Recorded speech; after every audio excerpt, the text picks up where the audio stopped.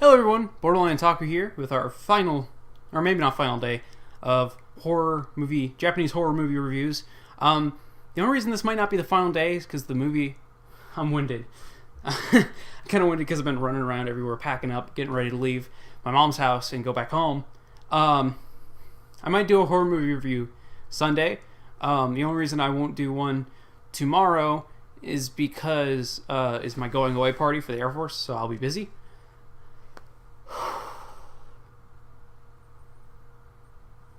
So, yeah, I'm going to have one Sunday because the movie we're talking about today isn't necessarily a horror movie. Horrific things happen in it, but I wouldn't necessarily count it as a horror movie. I would half and half. But no, today we're going to talk about Takashi Miike's film, Gozu, released in 2005, directed by Takashi Miike. From what I know, a controversial film director.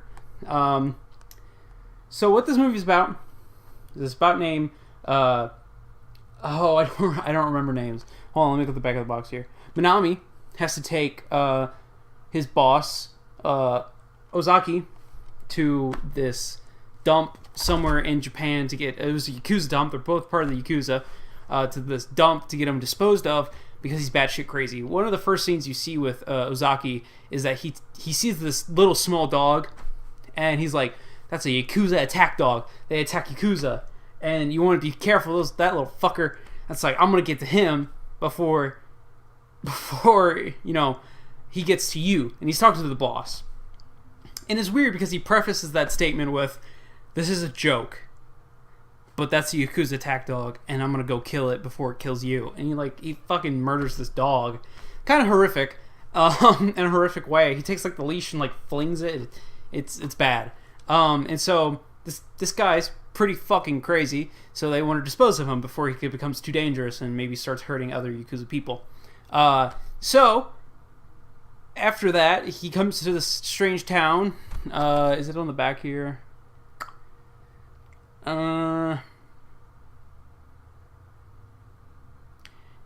Yeah, I don't know the name of the town. I forget it. And then crazy stuff starts to happen from, the diner he goes to the hotel, to what happens afterwards at the dump. I want you to experience this movie in its fullest. I don't want to spoil anything. So I'm going to talk about what I liked about the movie. This movie, Gozu, is fucking balls off the walls, weird and crazy, and I really like it because I like weird and crazy kind of stuff like that. I like diving into the realm of weird, and I have a couple other Takashi Miike films. I have Audition, I have Ichi the Killer, and I would like to get the One Miss Call trilogy, even though he only did the first one. But I would like to watch some more of his films, and good thing I have some more. But no, it's really good. I really enjoyed it. The plot of him trying to find this Ozaki dude because he disappears from the back of his Cadillac for reasons.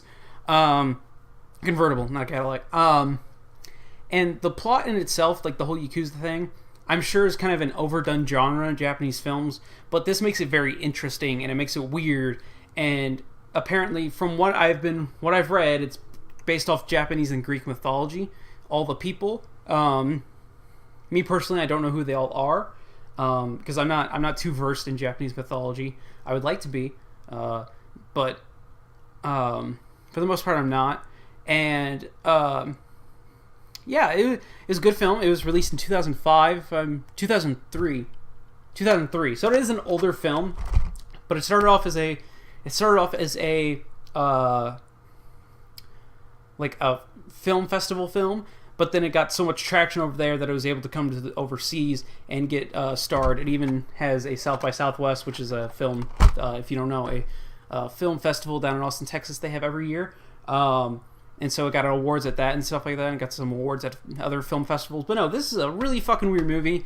The plot of it is actually kind of good, because you really want to know what the hell happened to this dude, and all the stuff that... Oh, my computer turned off. And all the stuff that happens in that journey is just kind of fucking weird and balls out the walls.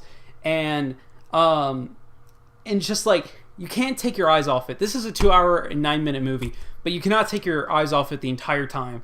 and that's something I really like. It was hard for me to look away while the other Japanese film reviews are specifically Infection, which I did yesterday and watched yesterday. I also watched Gozu yesterday as well. I was wondering when the hell it would be over. And Gozu to me didn't seem to drag like other movies, like other Japanese films seem to do. But Japanese horror films I've seen, but that's not necessarily that I'm bored with them. It's just they're slow paced, but most of the time the slow pace is a benefit to it, like I said in Ringu. But no, I like the characters in Gozu. There's maybe none of them are normal. And there are also like recurring themes in this film and things like that, but just like crazy shit is happening 24/7 in this film. As soon as you get to this town that I forget the name of, as soon as you get to that town, it just stuff starts getting weirder and weirder. And that's really all I could say about Gozu without giving stuff away. But no, it was really good. I would highly recommend watching this film. This was a little bit more expensive, mainly because it's a 2-disc, like if you can see that, it's a 2-disc like collector's edition. It was brand new. I got it for $15 at a vintage stock. I'm sure you could probably find it for cheap for Amazon. But no, I totally go pick up this film. It's weird. It's crazy. It's awesome.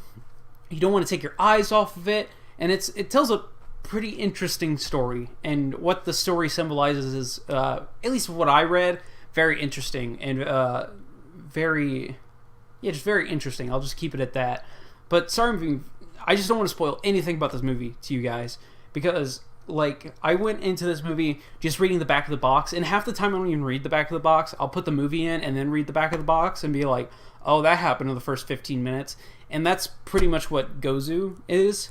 You read the back of the box and that happens in the first 15 minutes. After that, it's like all new stuff that I didn't know what was coming or anything like that. So yeah, going into this movie blind would be the best thing. I mean, go to any of the movies I review blind for the most part. And so yeah, no, definitely go watch this film if you're into that weird kind of like fucking mental shit. I don't know what necessarily to compare this to. I'm sure there's a movie I could compare it to that's a little bit more popular, but nothing is just coming to mind. Yeah, I can't think of anything that's really weird. Maybe like ABCs of Death, because that movie can get really weird at times. Maybe that was the best way to compare it. Like if you like the weirdness like of some of the clips from ABCs of Death, then you'll really like Gozu. So yeah, no, as I said, go check out this film. It's amazing. Highly worth the watch. It's an older movie, but that doesn't hurt it at all. And I would like to go and learn about some of the Japanese mythology and Greek mythology that it talks about, and things like that, and maybe get a better understanding of the film. It's not like I was confused. It's just really fucking weird. So yeah, it's not necessarily a horror movie, but there are some pretty horrific things that happen in it. So yeah, that's my film review on Gozu. It's been yours truly, Borderline Otaku. Comment, like, subscribe, all that good stuff. Follow me on Twitter at Borderline Anime. Also follow me over on Twitch. I'll start putting a link down in the description, because when I get home I'd like to stream a little bit more. I did it once with Catherine, but I forgot to fucking save the archive of that stream, so it's gone forever. So and I'll try to tweet out and maybe make vlogs for when I'm streaming. So yeah, no, totally go check all that stuff out, and I will see you guys Sunday for another film review. Bye bye.